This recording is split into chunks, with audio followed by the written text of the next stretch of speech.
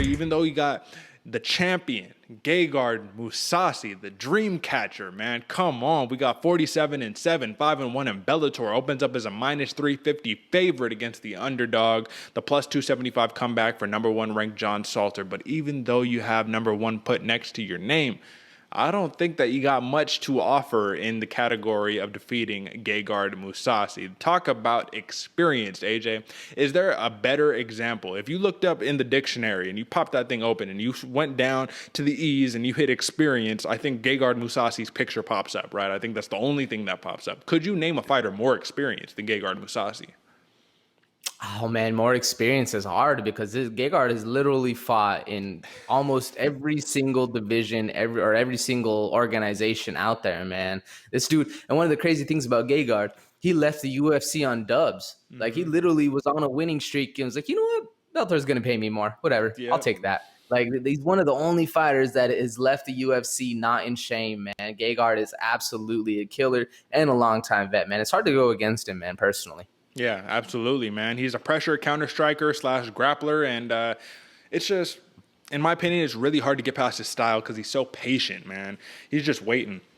Everything you hit me with, I'm just going to hit you with a little bit more. I'm going to edge you out on the points. I'm going to control you on top. The way that he was able to just handle Douglas Lima was very similar to the way that whoever Lima just fought, he just lost his belt. It could have been Vadim Nemkov or something like that, man, but that might be a weight class too high. Nonetheless, man, Douglas Lima, he just got pretty manhandled in his last fight, very similar to the way that Gegard Mousasi put it on him, and the way that Gegard Mousasi puts it on a lot of people, man. He got a huge win. Like, let's talk notable wins really quickly, right? Vitor Belfort, TKO round 2. Chris Weidman, TKO round 2. That's 2 champions right there. Dan Henderson, TKO round 1.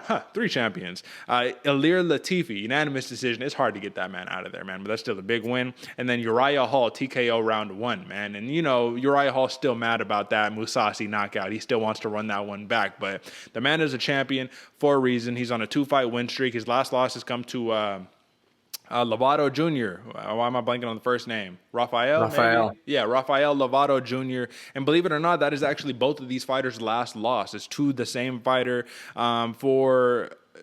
It looks like a majority decision for Gegard Mousasi and a submission round 3 for John Salter. And believe it or not, John Salter is the BJJ guy, man, so that's very impressive. But we know Lovato is an ace in the BJJ department. Nonetheless, AJ, man, on the feet, we know I don't think Salter has anything from Mousasi on the feet because that's the game plan. He's a grappler. He wants to get you to the ground and either ground and pound you for a finish or look for the submission.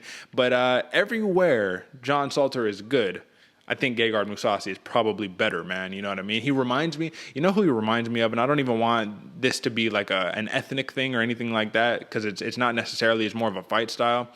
But Gegard Mousasi reminds me a lot of Benny Dariush, you know what I mean? Or I should say Benny Dariush reminds me of Gegard Mousasi, you know, where they're just, you know, Gegard Mousasi won't wing as the crazy hooks like Benny Dariush does as much, you know, but he's much more technical in this latter stage of his career, you know, he's patient, technical, and he can just smash you and smother you, right? So I think that's how this fight is going to play out, but convince me otherwise, AJ. How is this not going to be a huge favorite type, you know, decision for Mousasi? He's a minus 350 favorite, man. There's very little to talk about ultimately aside from the BJJ of Salter, but give me your assessment.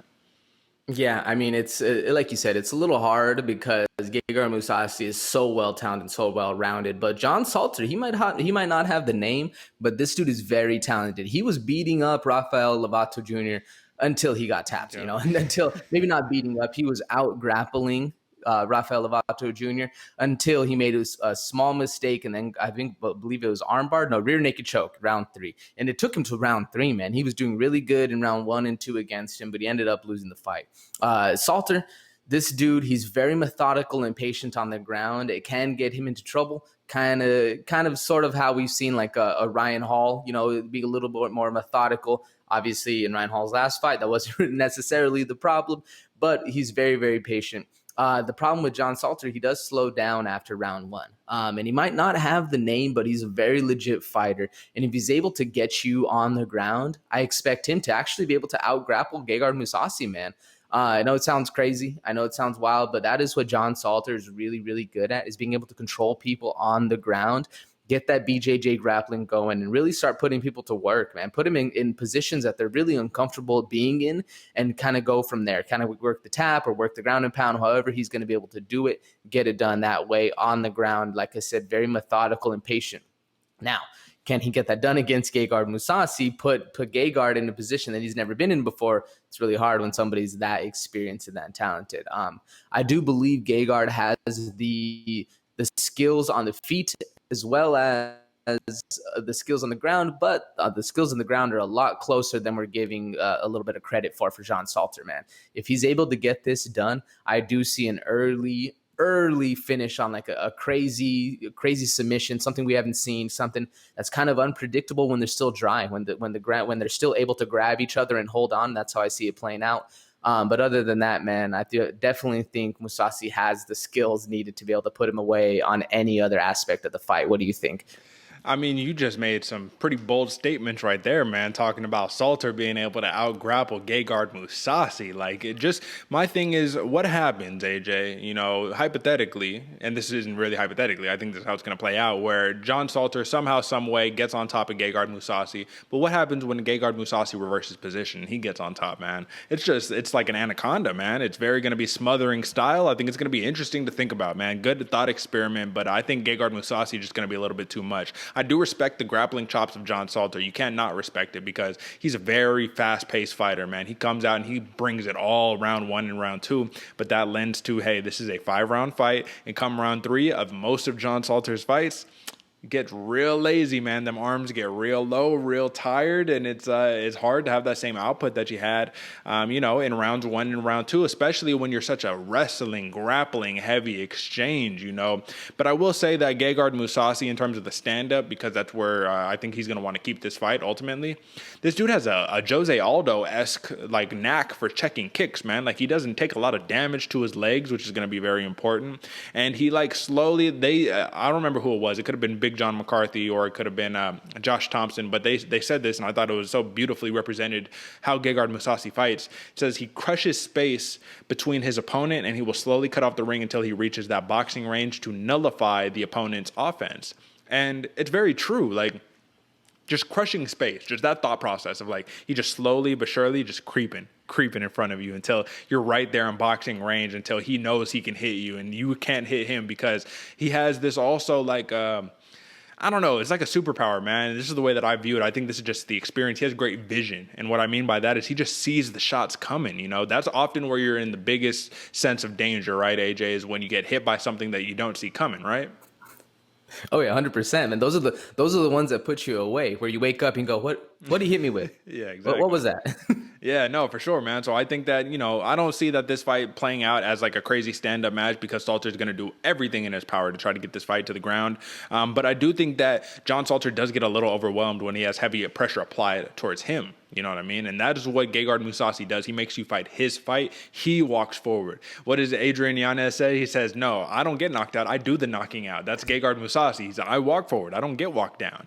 And but even if John Salter can't secure a choke, so let's entertain what you were saying, right? Even if he can't secure a choke, even if he can't necessarily like legit out-grapple Gegard Mousasi, a lot of the time, man, this is very strategic. He'll get on your back. He'll get in a fight-ending position. He'll put you in a spot where you look bad to where he could just rack up points. You know what I mean? So let me ask you this, because I know that it's a long shot, AJ. I mean, the odds indicate it, but once again, anything can happen in this sport. What are the odds that John Salter can win a decision, win the belt, win the middleweight championship on a decision against the dreamcatcher Gegard Mousasi? Ooh, you want to talk about a reach, Derek, man.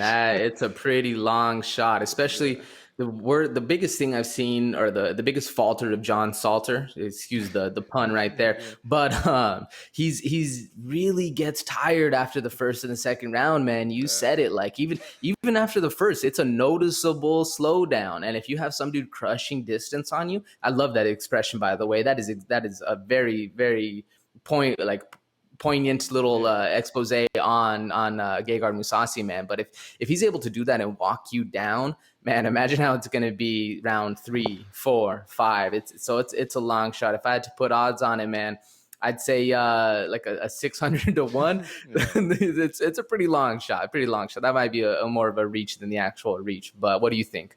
600 to 1 is pretty insane. But listen, I get what you're trying to say. I know where sometimes I remember the name I'm trying to say. Hyperbolic. I think that's what we're looking for there. But ultimately, man, yeah, man, I agree with you. Gegard Mousasi, I think he's going to be too much for John Salter. I think the gas tank is going to be a real issue, and it's going to become evident round 3, round 4. I don't know if it even makes it there because Mousasi, honestly, this isn't his toughest test. You know what I mean? But this is a test. You cannot discount the man named John Salter because he does have wins over Andrew Capel, submission round 3. He has a submission round 2 against Dustin Jacoby, the man aforementioned earlier. And he is a 2017 ADCC West Coast Trials winner, which is pretty impressive. Second degree BJJ black belt, most submission wins in Bellator middleweight history with 6, and he's a regional champ. However, before we give our pick, I have to say it. I can't not say it. The judo black belt in terms of Gegard Mousasi is a former Cage Warriors middleweight champion, a Dream middleweight and light heavyweight champion, and a 2-time Bellator